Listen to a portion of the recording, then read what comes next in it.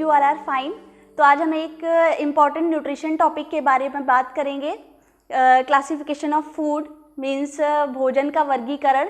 हमारे भोज्य पदार्थों को कितने भागों में बांटा गया है उसके बारे में बात करेंगे। तो जो हमारे भोज्य पदार्थ हैं उनको कई आधार पर क्लासिफाइड किया गया है। 4 आधार हैं वो। तो 4 क्लासिफिकेशन हैं उनके आधार पर। जो पहला है कि हमारी जो बॉडी है वो सुरक्षात्मक, मतलब कि सुरक्षा किस तरीके से हमारी बॉडी में जो सुरक्षा देती है उसके हिसाब से है, मीन्स न्यूट्रिटिव वैल्यू। उसके बाद फंक्शंस के हिसाब से है, उसके बाद स्रोत के अनुसार है और रसायन के अनुसार है। तो सबसे पहले हम बात करेंगे स्रोत के अनुसार। स्रोत मतलब हमें भोजन कहाँ से मिलता है उसके बारे में बात करेंगे। तो 2 स्रोत हैं, पशु और पौधे। तो जो पशु होते हैं मीन्स जो जानवर होते हैं उनसे हमें क्या क्या मिलता है, दूध, मछली, मांस, अंडा, ये सारा कुछ क्या है हमें पशुओं से मिलता है। उसके बाद जो पौधे हैं उनसे हमें क्या मिलता है, सब्जी, फल और उसके बाद अनाज, ये सारा कुछ क्या है किससे मिल रहा है, हमें पौधों से मिल रहा है। तो ये स्रोत के हिसाब से बात हो गई कि स्रोत क्या है। मतलब जैसे स्रोत था पशु हो गया, पौधे हो गया, कोई एक है जो हमें ये सारी चीज़ें हमें दे रहा है, तो उसके अनुसार ये क्लासिफिकेशन हो गया। दूसरा है रासायनिक कंपोजिशन के हिसाब से। रासायनिक मतलब केमिकल कंपोजिशन, कोई ना कोई केमिकल क्या है उस जो भोज्य पदार्थ है उसमें मिलेगा, उसके अनुसार बात की गई है। तो इसमें कई भागों में इसको डिवाइड किया गया है, जैसे कि प्रोटीन, कार्बोहाइड्रेट, वसा, खनिज, विटामिन्स और उसके बाद फिर जल, इनमें डिवाइड किया गया है। तो एक एक करके इसके बारे में बात करेंगे।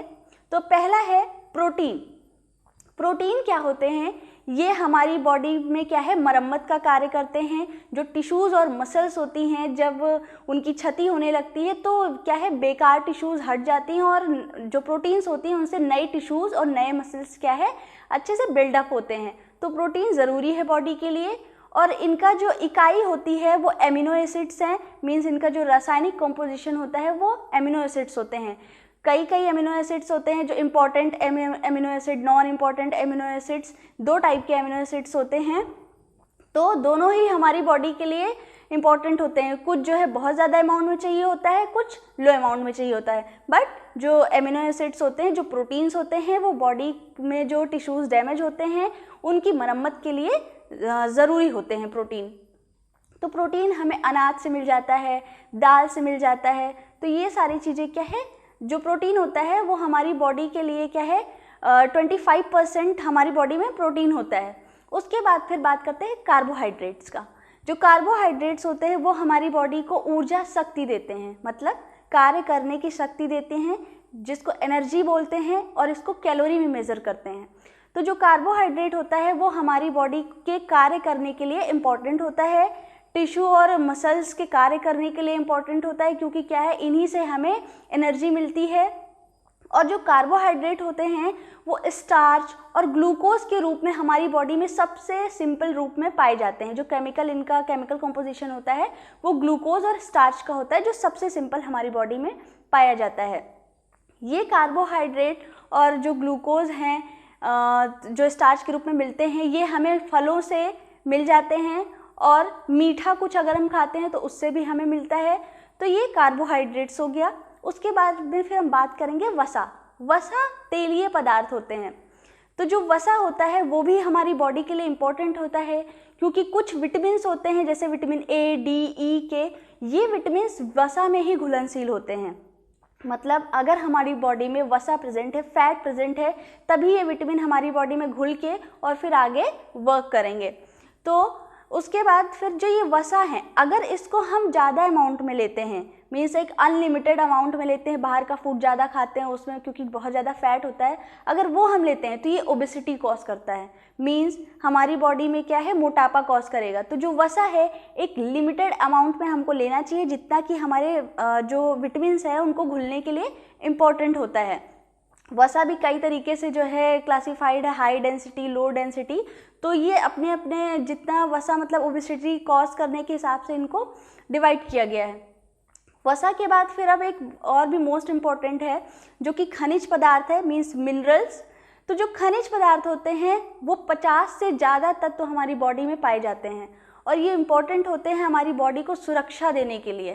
तो जो कैल्शियम हो गया, फास्फोरस हो गया, लौह तत्व जिसको Fe बोलते हैं, आयोडीन हो गया, उसके बाद फिर सोडियम क्लोराइड हो गया, ये सारा कुछ हमारी बॉडी में बहुत इंपॉर्टेंट होता है और पाया जाता है और इसको बैलेंस रखना बहुत ज़रूरी होता है। रोज़ के दैनिक जीवन में जितना हमें चाहिए होता है इम्पोर्टेंट, वो हमें लेना चाहिए हमारी बॉडी को सुरक्षा देने के लिए। तो ये खनिज तत्व हो गए। उसके बाद फिर हम बात करते हैं विटामिन्स की। तो जो विटामिन्स होते हैं वो हमारी बॉडी में क्या है, ये भी सुरक्षा ही देते हैं हमारी बॉडी को। और A, D, E, K, vitamin B, जो विटामिन B होता है वो जल में घुलनशील होता है, A, D, E के जैसे कि मैंने बताया वसा में घुलनशील होता है। तो ये सारे विटामिन हमारी बॉडी में विभिन्न रोगों से क्या है, बचाते हैं। इनकी अगर जब कमी हो जाती है, विटामिन्स की अगर कमी होती है तो बहुत सारे रोग होने के चांसेस होते हैं। बेरी हो गया, आँख की रोशनी जाने के चांसेस होते हैं, स्कर्वी रोग हो गया। इन सारे को प्रिवेंट करने के लिए विटामिन को प्रचुर मात्रा में लेना आवश्यक होता है। उसके बाद फिर वाटर, जल, ये भी एक बहुत इम्पॉर्टेंट भोज्य पदार्थ है हमारा, क्योंकि जो वाटर होता है वो 70% हमारी बॉडी में होता है। लगभग 70% हमारी बॉडी में जल होता है केवल। और ये डिहाइड्रेशन को प्रिवेंट करने के लिए बहुत ज़रूरी है कि जितना हमारी बॉडी को जल चाहिए उतना मिले। अगर डिहाइड्रेशन हो जाता है तो बहुत सारी बीमारियां होने के बहुत सारी बीमारियों का होने का ये एक कारण हो सकता है। जो जल होता है वो H2O के रूप में पाया जाता है, जिसमें ऑक्सीजन भी होता है। ठीक है, ये क्योंकि जल आवश्यक होता है। अगर जल की कमी होती है तो कभी कभी क्या है, हमें सांस लेने में दिक्कत होती है, क्योंकि क्या है, ऑक्सीजन भी इसमें पाया जाता है। तो जल बहुत इम्पॉर्टेंट है। उसके बाद फिर हम बात करेंगे कि फंक्शंस के हिसाब से कैसे भोजन को, फूड को क्लासिफाइड किया गया है।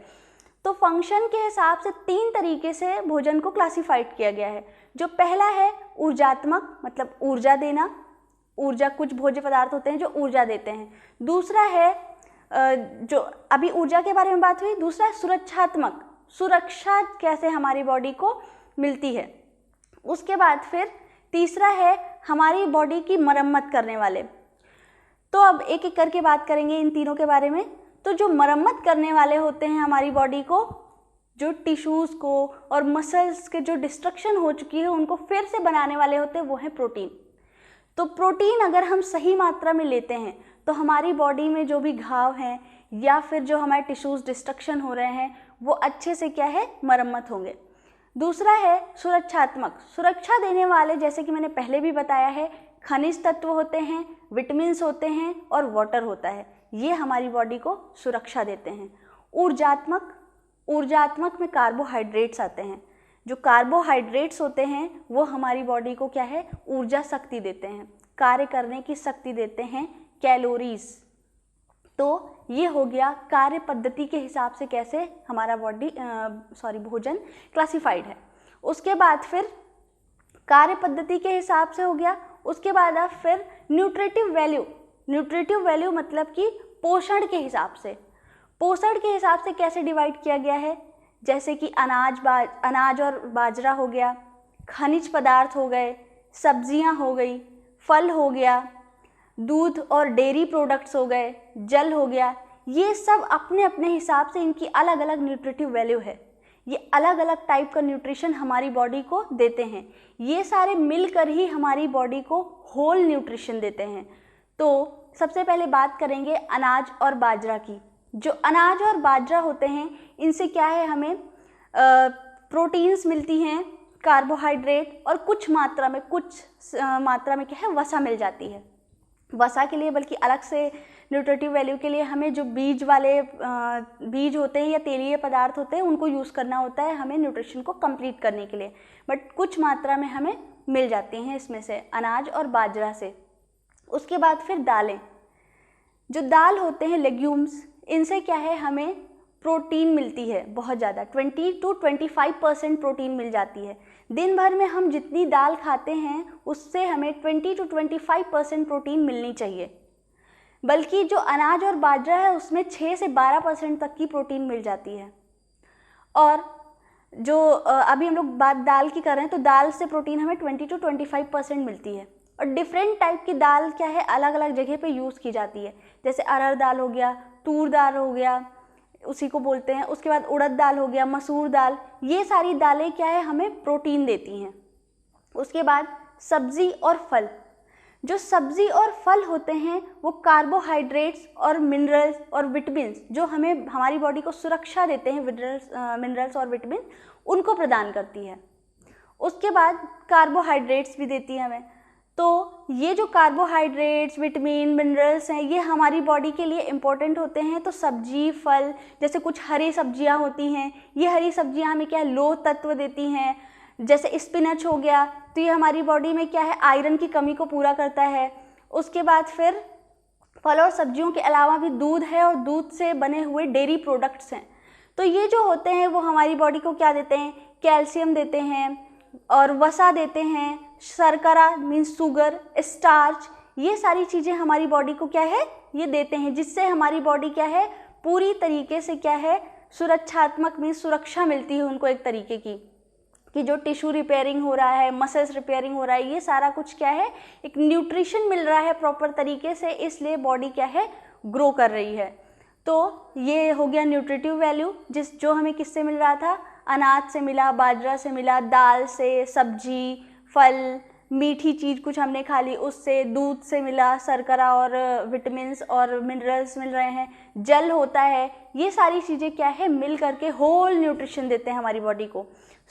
आज हमने बात किया कि कैसे हमारे भोजन को हमारे बॉडी के हिसाब से क्लासिफाइड किया गया है। इनको 4 तरीके से क्लासिफाइड किया गया था, वो चारों क्लासिफिकेशंस के बारे में हमने बात किया।